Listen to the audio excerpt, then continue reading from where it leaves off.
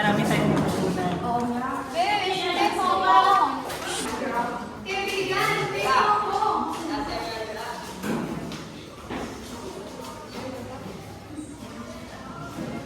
Magandang araw mga bata. Magandang araw po, Bini-Bini. Kamusta kayo?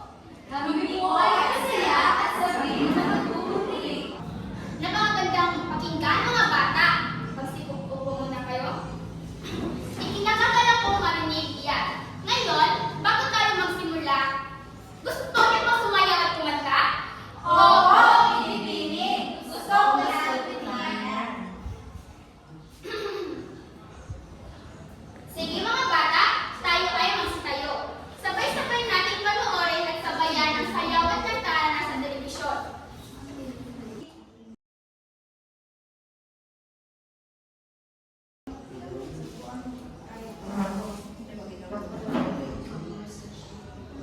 Kung ikaw ay masaya, pumalakpak.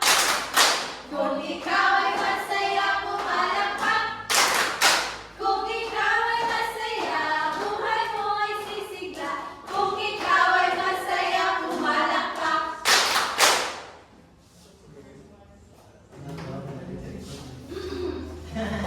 Mahusay mga bata, magsimula.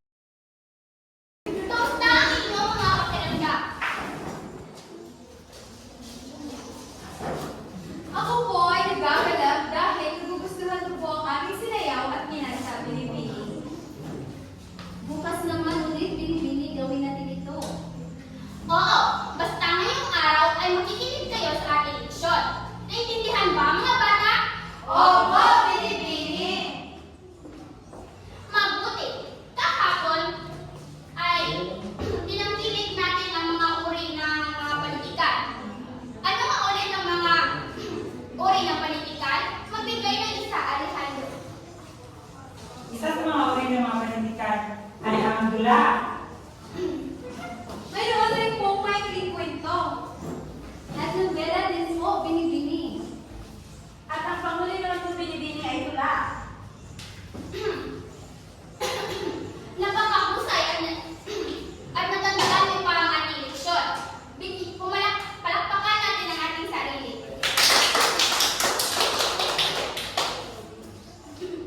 Ngayon mga bata, dadako naman tayo tungkol sa buhay ng isang manunulat. Handa na ba kayo? Handa na po, Bini-Bini. Ngayon mga bata, mayroon akong ipapakita sa inyo na palabas. Ito ay tungkol sa buhay ng isang manunulat. At upang labis natin maintindihan at mabigyang halaga ang kanyang buhay, gusto kong isipin ninyo pansamantala na babalik tayo sa nakaraan. So kung saan nangyayari ito at nandoon din kayo. Gusto niyo ba yun mga bata? Oo, Bini-Bini. Kumanda ang lahat at sabay-sabay tayong babalik sa nakaraan.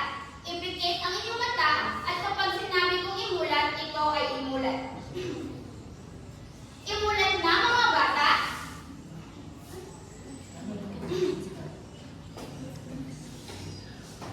Action.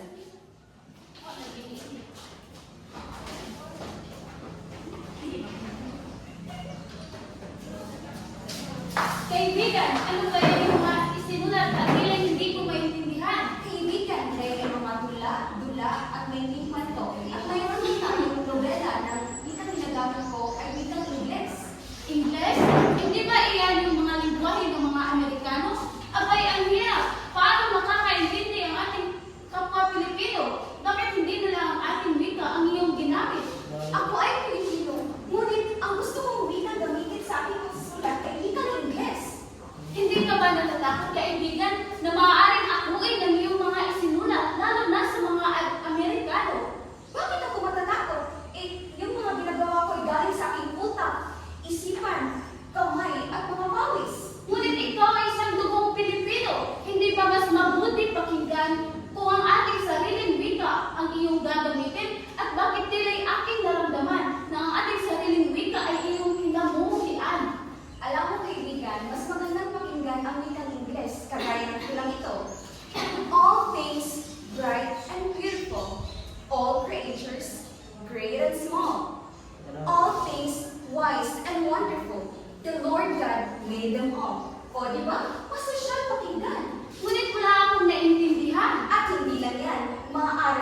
sumikat sa ibang bansa.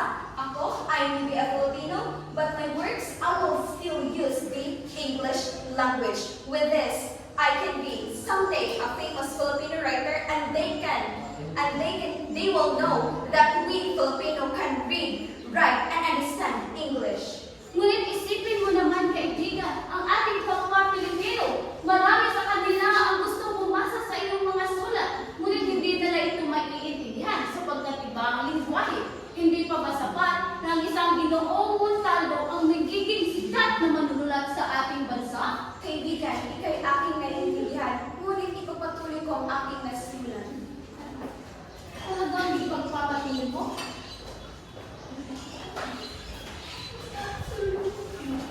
Sir, look at this poem. It's very nice. It's like this. Watermelon, watermelon, papaya, papaya, banana, banana, fruit salad, fruit salad. Let's take all his writings since he's just a Filipino. Oh, you're right. Let's find that person. Let's go. Hindi ka ba makikinig sa ating mga sinasabi? Hey, you're the one writing this poem, am I right? Yes, my friend. I am the one who's writing the poem. Are you a Filipino or American? Of course, I'm a Filipino. How can you write this? You're just a Filipino. You can't do this kind of poem.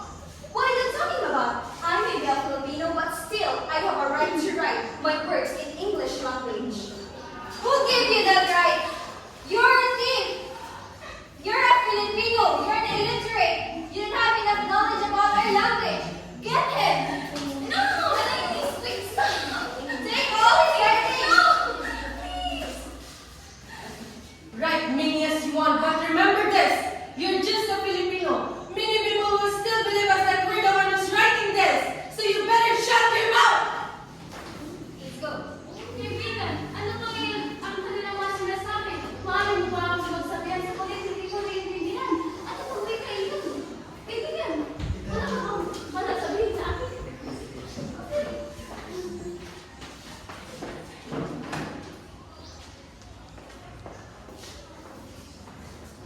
Action. Mula nang nangyari ang insidente iyon, tuluyan na nawala ng gana si Ginoong Montalvo sa pagsusulat. Hanggang sa dumating ang isang araw. Camera, action. Kaibigan, kamusta? Alam mo ba magkakaroon ng katimbala sa pagsusulat gamit ang wikang Pilipino? Sumulat ka ulit at tiyak akong ikaw ang mananalo. Hindi ko man alam at naiintindihan ko anong yung pinag-uusapan ng nakaraan, ngunit naramdaman ko ang iyong kalungkutan.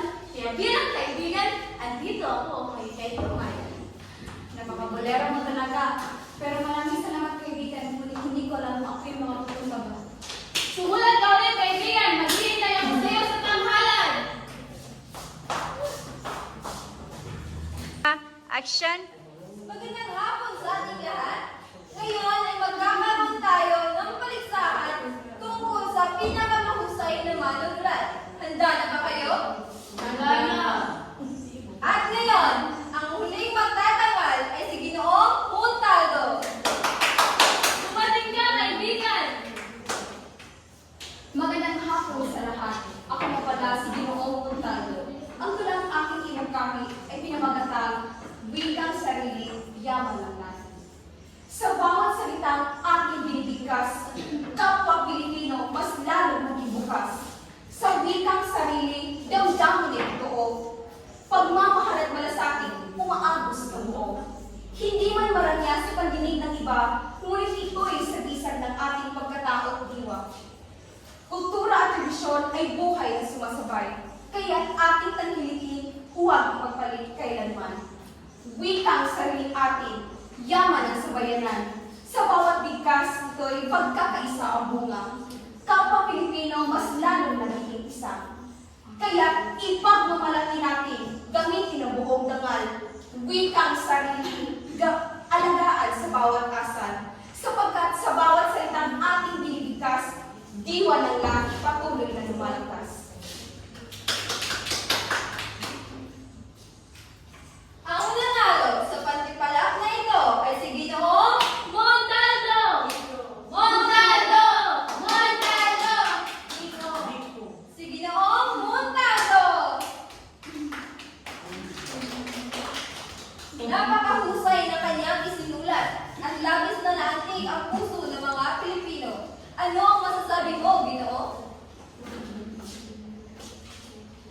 Ako'y lubusang nagpapasalamat sa Panginoon at ang aking kaibigan si Ginoong Iloales sapagkat siya'y nagbigay sa akin ng gana upang simulan uli. At mga kabataan, huwag nating pabayaan ng wikang Filipino ay makakalimutan. Kaya gamitin natin ito sa pang-araw-araw at ipaglaban ang bugong Pilipino. Mabuhay!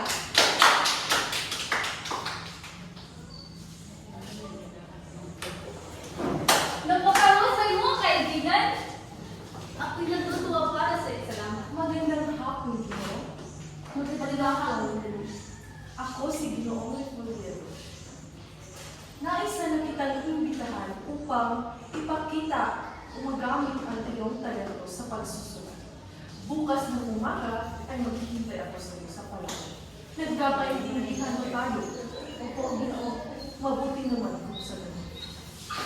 Napakahusay mo, kaibigan. Ako'y natutuwa para sa iyo. Tatanggapin mo ba ang alok ni Ginoong Fulvero? Oo, tatanggapin ko. Ngunit, ang wikang Pilipino na ang gagamitin ko. Magpapalaman at natauhan na ikaw. Tsaka kung maraming Pilipino ang maaantig niyan. Action!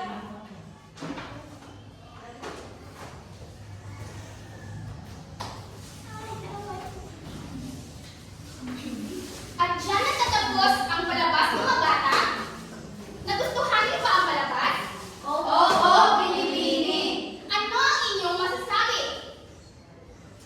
Napakaganda po, Binibini. Talagang nakakaantig ang damdamin ng kwento.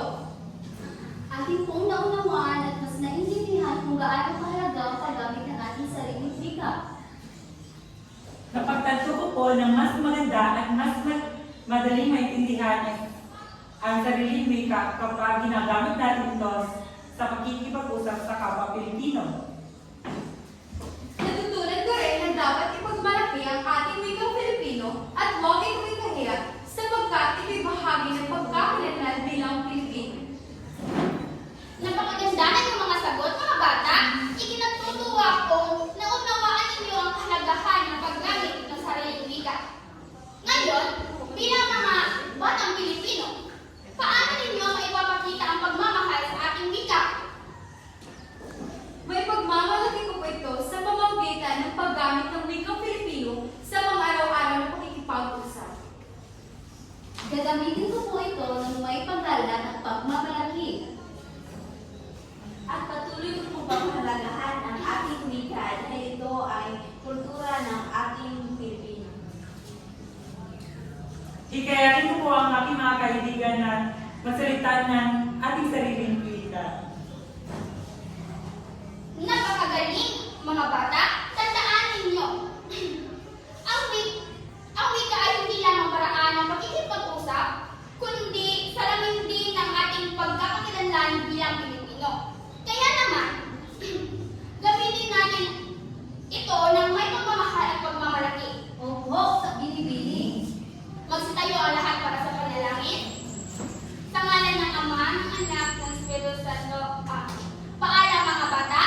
Paalam na po, Binibini. Alam mo, kaibigan, marami akong natutunan ngayon. Ako din, kaibigan. Ang ganda ng pinanood natin. Oo nga, Alejandro. Marami akong natutunan talaga.